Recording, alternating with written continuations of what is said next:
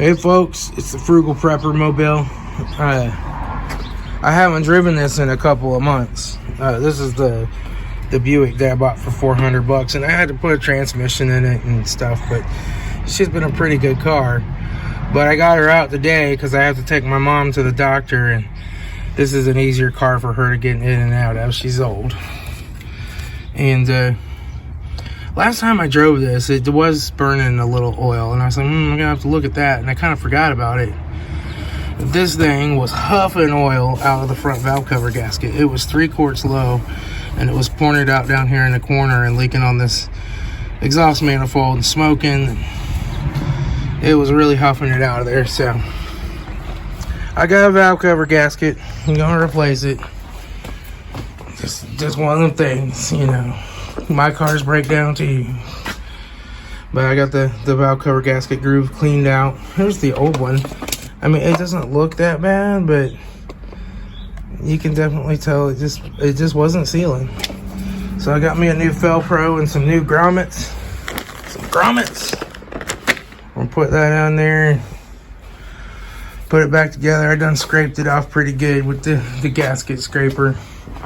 It had a bunch of just oily residue built up down in here and carbon where it's been leaking, and you can see where it's been leaking out the side too, down there. So yes, I should do that valve cover too, and I will eventually, but not this morning. It's not leaking right now.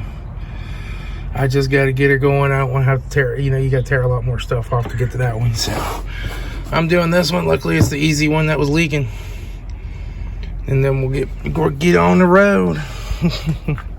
Our appointment isn't until this afternoon, so I have plenty of time. I'm just glad I pulled it out and took a look at it first. I'll get this fixed and take her up to the car wash and clean her out real good, and we'll be heading out. So, all right, I'll come back and show you this when it's done.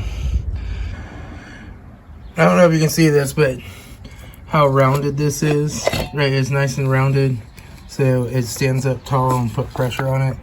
And how flat this one is. It's just flattened out over years and years of use, and it's time for it to be replaced. So that's why she was leaking. And we'll go ahead and get the grommets and the bolts back on here and put her on the car here. So basically your old bolt has this steel sleeve on it. You don't want to lose that. And then your grommet just pops over this guy like so.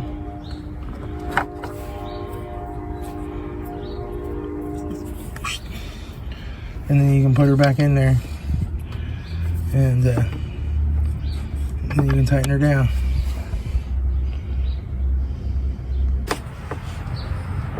Alright, I got the tripod out so I can kind of show you guys what I'm going to be doing here.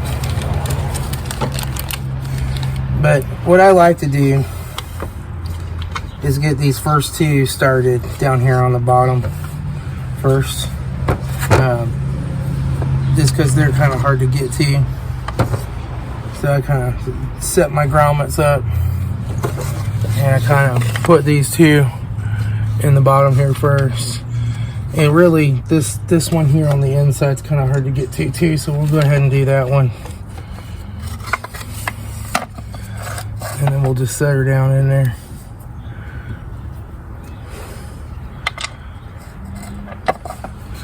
And then we'll just make sure our gasket's still in there, okay? It is. And we'll just drop her down in here.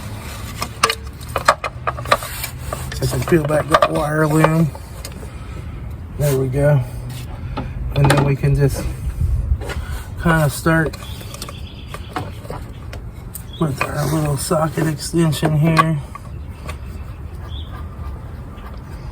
And get those bolts started in the threads.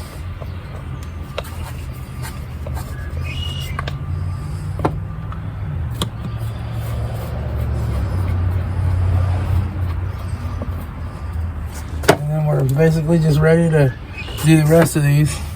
These we gotta take the grommets off. And these grommets are degraded too. They're kind of starting to come apart. So it was time to replace those.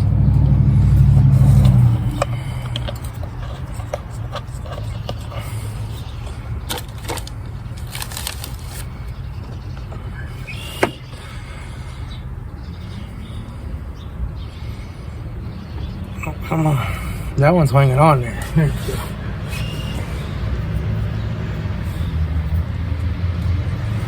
I'll just put one down here.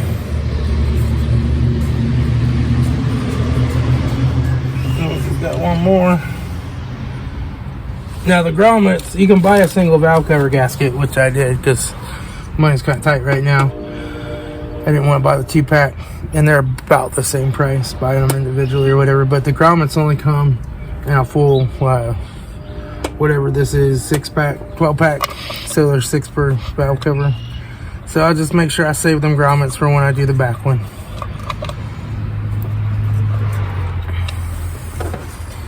But and now we're just ready to just kind of tighten them up. I guess I gotta get them all good and started first. Just a 10mm socket.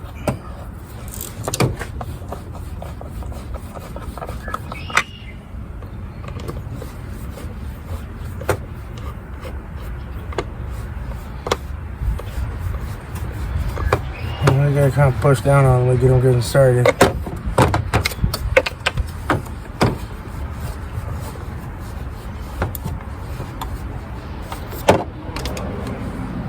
And these don't have to be super Gorilla Grip tight, but you know, you want them snug.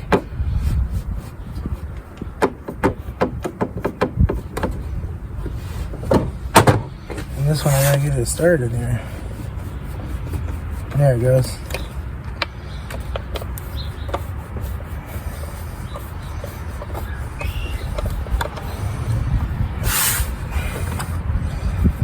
Just keep my hand here on the inside of the ratchet,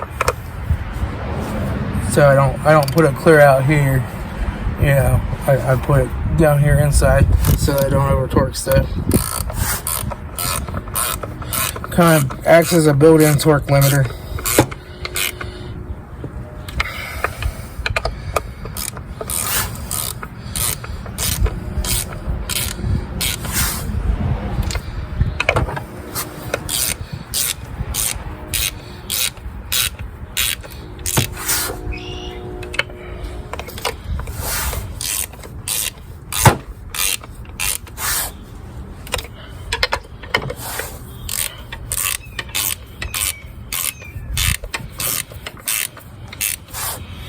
I don't really think it matters how you torque these or what sequence.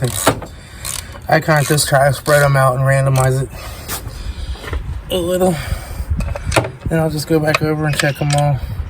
Make sure they're all good and tight. And loosened up.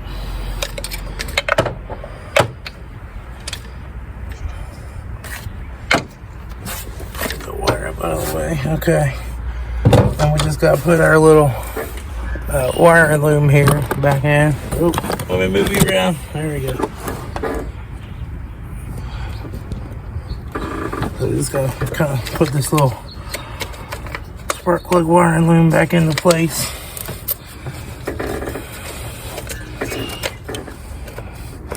It's got a little groove there. Okay. Got a little groove on this side too. There we go. Okay.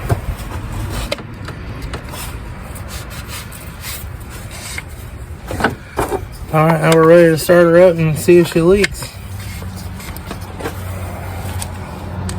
We gotta move some of these tools out the way.